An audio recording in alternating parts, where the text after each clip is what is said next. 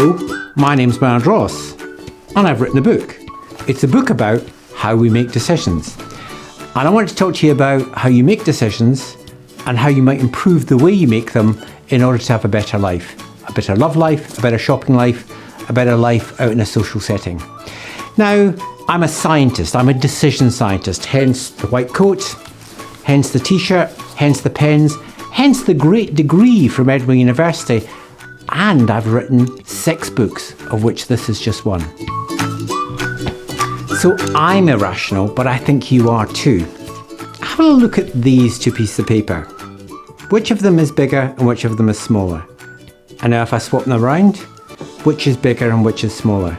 They're both exactly the same size. But you probably saw one of them as being bigger and smaller because your brain told you that's how it looked. And I'm going to be working on how to change your brain to improve the way you think. Now, it's not just with optical illusions. Let's think about the rest of your life. Here's a little, are you normally predictably irrational kind of little checklist. Have you ever done any of these things?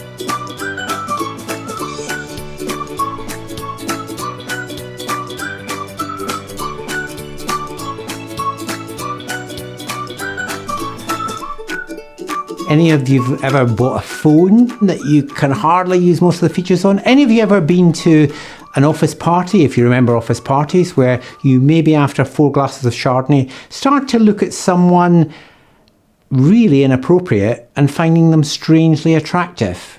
Okay, so we are all predictably irrational. I'm here to help you with that. Overcome your predictable irrationality. Have a look at this movie and decide really quickly which way is the tube train moving. And now, make it in your brain move the other way. Do do do do do do do do. And now make it move the other way. And now back the way. So what's happening is your unconscious brain is seeing it, thinking it moves one way, and then your conscious brain clicks in and says, do I know that? And this is about trying to make your conscious brain more useful to you. I don't just have this seminar. I also have a range of wonderful merchandise which can help you with that. I have a book. Did I mention I've written a book? In fact, 6 books. I have great examples of this t-shirt in a range of sizes. I have things to help improve toilet hygiene throughout your house. I have mugs that you might really like that will certainly impress people. And the last thing I have is pencils. And I explain to you why the pencils are important later on because they're a good clue to improve your life. Just for a second, have a look at the mug, which you might be interested in. Oh, wait a minute. Do you think it says something that it doesn't say? And actually, can you not read the second line properly? I think you've definitely got one kind of mind. You see, what's happening here is we're not paying attention. You're not paying attention. And that's one of the biases or the rules we have which explain why we make bad decisions. How about this? You're not paying attention again. You're still missing out on that. So why does that have a serious implication apart from when we're trying to look at signs? Let's talk about peeing. So we all know that in a men's toilet, there's quite often a little spillage by the side. Now you can forgive that in a puppy or a baby. A puppy, for example, doesn't really know what it's doing. Most men are equipped with a fairly accurate pointing device. They just have to do it properly. But do they? I don't think so. How can you solve that problem? Well, it's because men aren't paying attention when they're peeing. Give them something to pay attention to. Now, I went to Amsterdam Airport, where they have solved this problem. Here is a urinal in Amsterdam Airport, and I don't know if you can see what they've done is they've painted on one part of the urinal a tiny little fly. And you know what men do? They point at the fly and try and hit it, although it's not really there. It's really just painted on the ceramic. So you might say, does that really work? Well, the answer is yes, it does. It has massively reduced the amount of what's euphemistically called in Dutch spillage, and also reduced the amount of money it costs them to clean up. So that's what works in Amsterdam. I have been to Fife, where those of you who are Scottish will know it's a slightly different thing. And in Fife, they need a little more activity in order to keep them involved. So there you can play keepy uppy. Make sure you keep the ball in the air as you pee. For those of you who are worried about this pee problem, sorry to keep going on about it, I now have the solution for you in my online shop, which is a stick-on decal of a fly that you can put to any suitable surface, and I guarantee you it will reduce the amount of spillage that you'll have in your house. Let's talk about decision bias 2, the second problem we have. And this is more about looking for patterns. So we look for patterns even where there aren't patterns. Have we look at these 3 bread products? Here's the first one. What do you see?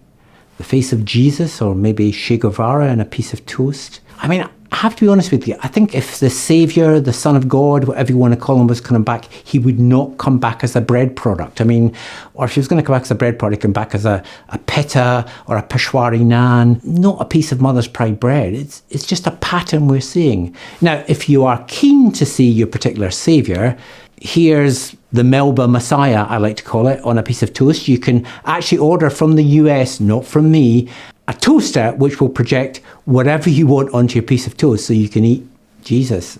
Myself, just a personal opinion here, I prefer atheist toast. It's just better for you. So is this just to do with toast? And you know, if I had a piece of toast with the face of Jesus on it, I would be selling it on eBay today. Here's an example. This apparently, I can't really see, is the face of the Virgin Mary in a piece of cheese toasty. And this sold for $28,000 and it's even got a bite out of it.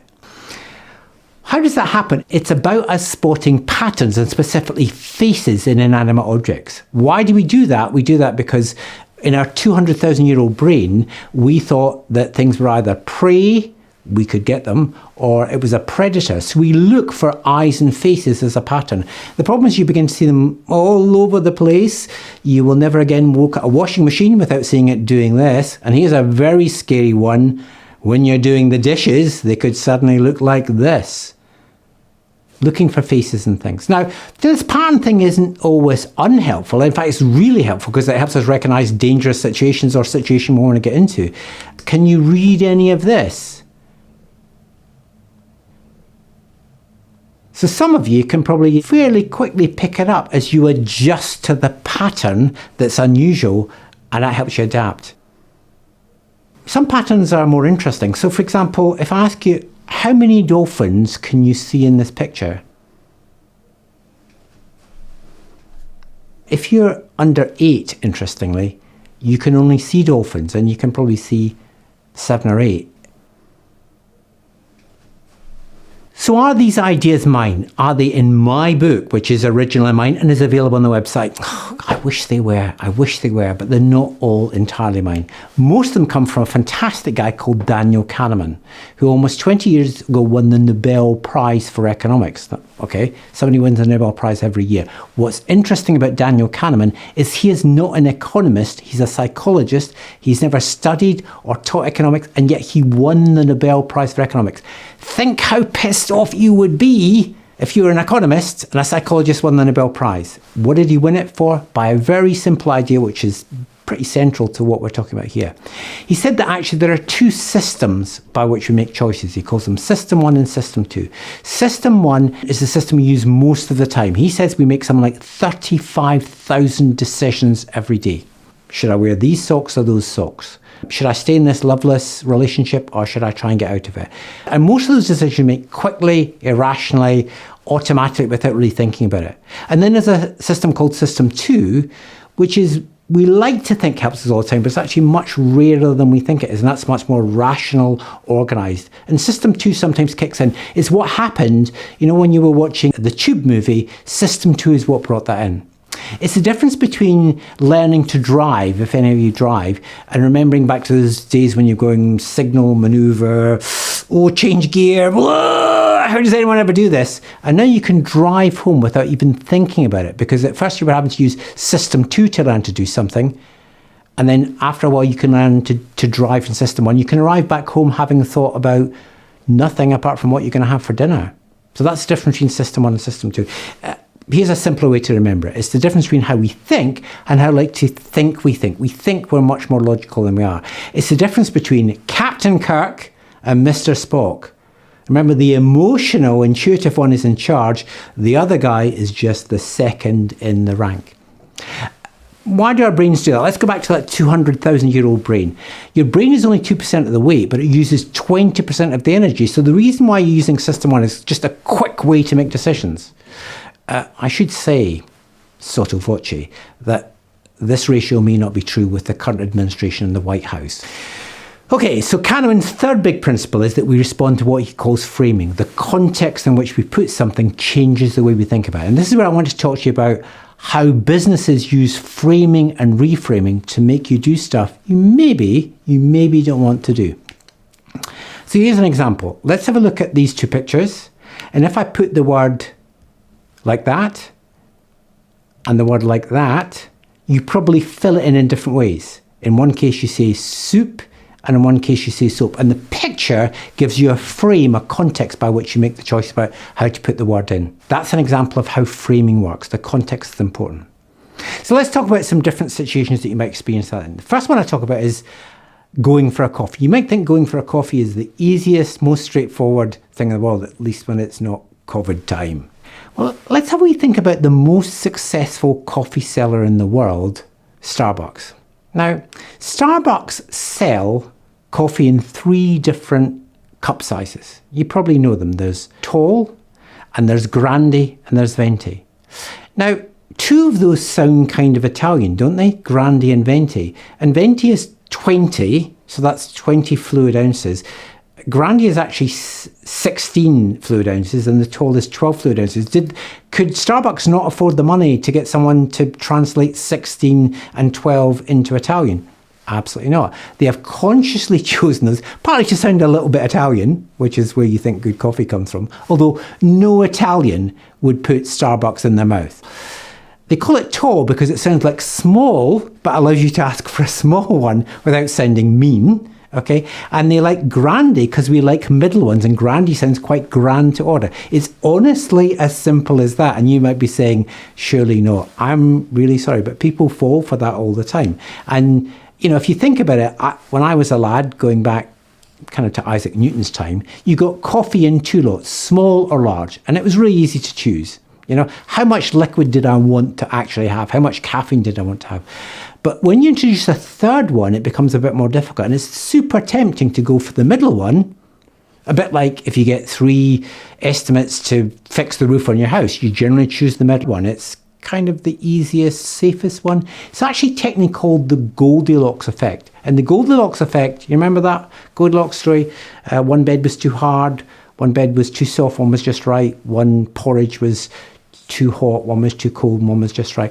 We have a tendency to choose the middle. If you notice in Starbucks, they always present the coffees in 3s. Although they actually do 5 different sizes of coffee, you're only ever presented with 3 in the menu. The purpose is to ask you to choose the middle one, and we do that all the time. That's not the end of Starbucks perpetuity. They've also changed language. I mean, I love the idea that when you go into Starbucks, you have something called a pasta salad. And I'm kind of saying, it's not really a salad, it's 90% pasta, so it's like as fattening as pasta regularly is. But my favourite example was when I was in Boston. I was in Boston last year. I went into Starbucks. Okay, we've all done things we're embarrassed about in our lives. Standing behind in the queue, in the line as we call it, two women who were discussing having the need to be careful with what they were eating, and they probably could, without judging them, have afforded to lose a wee bit of weight. One woman turns to the other woman and she points at the counter and says, you know what I'm going to do? I'm going to have a healthy breakfast today. I'm going to have one of those lovely, lovely carrot muffins. And you know what I'm going to have to go healthy with it? I'm going to have a healthy fruit smoothie. I wanted to tap this woman on her shoulder and speak to her and her friend and say, I'm really sorry to interrupt you. I don't mean to be rude, but that thing that you've called a carrot muffin is actually really just a carrot cake. Starbucks renamed it the muffin to make it sound healthier. And although it says carrot on it, I think the carrot is actually made out of sugary icing, and that you are about to have a homeopathic amount of carrot in that product.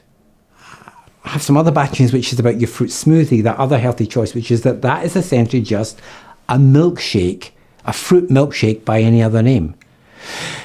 Now, I didn't do that because that's a dangerous thing to do in the States. I did go away, in fairness to Starbucks, and I looked on their website, and it does tell you how many calories each of those things have. So when you add them up, here is what that healthy breakfast added up to.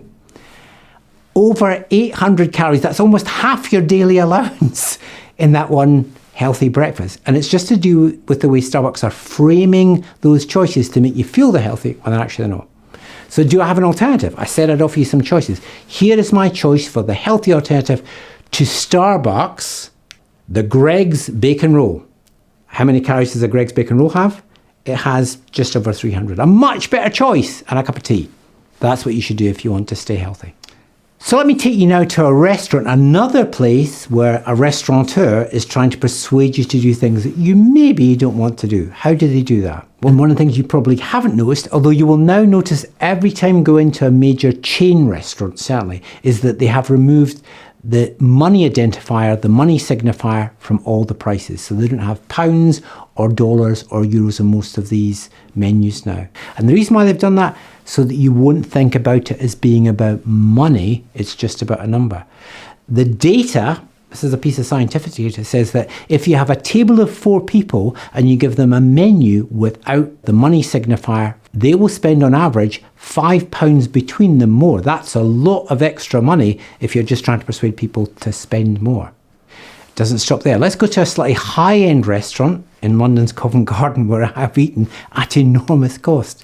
So here's the menu for Balthazar, and it's constructed very carefully using a piece of restaurant psychology that's quite well established. And the interesting thing about the menu there is you go in, everyone's generally given a menu, but only one person is given the wine list, generally the alpha person, often identified as the alpha male, to put them under pressure to choose the highest priced wine to try and impress everyone else. Why does only one person get the wine menu? Also notice you get a menu for your, what I call your mains, and you get a separate dessert menu. Why do they do that? So that you don't think about it as being the cost for the whole meal, but someone has made a choice about the cost of the wine, you make a choice about the cost of the main course, and you make a separate choice about the cost of the dessert. The answer is it adds up to a lot more. That's why those bits are broken up. Even just within a menu itself, there are some things called decoy items. So generally decoy items are the most expensive item on the menu, and they're stuck up in the top right-hand corner, which is where most people look first. And the purpose of that decoy item is not that people should buy it. Hardly anyone buys that decoy item. The purpose is to make everything else look cheaper. So notice when you go into a restaurant next, a posh restaurant this is, the most expensive item will be up on the right-hand side, and it will generally have an illustration. It's not there for buying, it's there to make everything else look reasonable. It gets worse. Even in a bar, you are not safe. Lots of bar chains are doing some interesting things to help us drink more and drink faster, because if you drink more and faster, they make more money. 2 bits of research from Cambridge University and from Bristol University. Here's the first bit, which is from Cambridge. Wine is normally served in 175 milliliter units. That's a very common amount of wine to serve. What's the difference if you put it in a bigger glass or a smaller glass? And the answer is, when you put the same amount of wine in a bigger glass, people think it's less and tend to drink it quicker and drink more of it. In fact, they drink almost 15% more if you put it in a bigger glass. That's why you're suddenly seeing bigger glasses in pubs all over the country, because it makes you drink more, because it looks like it's less. So does it just apply to wine? No, I'm afraid you're not even safe drinking beer, a good, honest, straightforward drink. Here's some research done in Bristol by Bristol University, studying the difference between a fluted or curved glass versus a straight glass. Now, it used to be you always got beer in a straight glass, and now increasingly it's being offered to you in a curved or fluted glass. Why is that?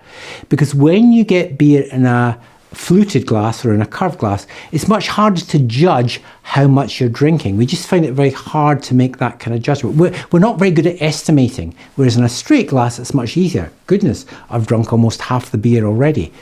What's the net result of a curved glass versus a straight glass? Astonishingly, a straight glass of beer will last you on average 12 minutes longer. That's not what pubs want you to do. They want you to drink quickly and go back and have more. You need to be asking for a straight glass. Let me take you now to perhaps the most dangerous place in the world, your local supermarket. Because the supermarket is full of things trying to persuade you to do stuff you don't want to do, full of psychological nudges. Here's some examples. Here's an example from a Spanish supermarket. I went into a Spanish supermarket and there in the chill was Sunny Delight. Now, Sunny Delight, as far as I know, is chemically inert.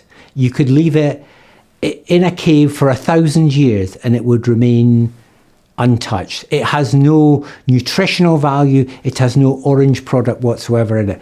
Why is it in a chill alongside other fresh fruit juices? The answer is to make you pay more for it by thinking that because it's in the chill, it's a fresh product. That's an example of just putting something there to make you think it's worth a premium. Not just that. How about Nutella? Now, I don't know how many of you, I don't really like Nutella, but I know that many people do, and many people give it to their kids, and kids kind of love it. You know, it's sweet and gooey. This is type 2 diabetes in a conveniently shaped package. That's what you're giving to your kids. It's even worse than that, though.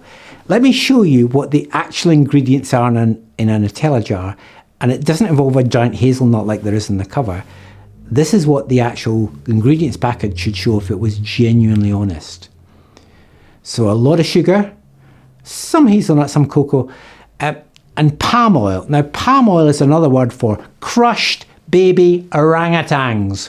Crushed baby orangutans. That's what you're eating. That's what you're giving to your kids.